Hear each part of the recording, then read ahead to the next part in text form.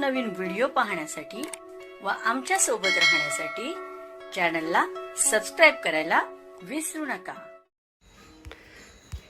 तर बघा काय माहिती आहे, निवृत्तीवेतन संदर्भात वित्त विभाग मार्फत 14 जुलै 2026 रोजी महत्त्वपूर्ण शासन निर्णय निर्गमित करण्यात आलेला आहे। निवृत्तीवेतन धारकांनी बँकेत संयुक्त खाते उघडल्यानंतर सादर करायचे शपथपत्र स्टॅम्प पेपरवर घेण्याची अट आता रद्द करणे ही बाब शासनाची विचाराधीन होती।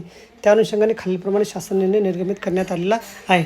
सदर शासन निर्णयानुसार नमूद करण्यात आले आहेत की शासकीय कार्यालयात दाखल करायच्या सर्व प्रकारच्या प्रतिज्ञापत्रावर मुद्रांक शुल्क माफ करण्यात आलेले असल्याने 19 जून 2013 रोजीचा शासन निर्णय रद्द करण्यात येत आहे।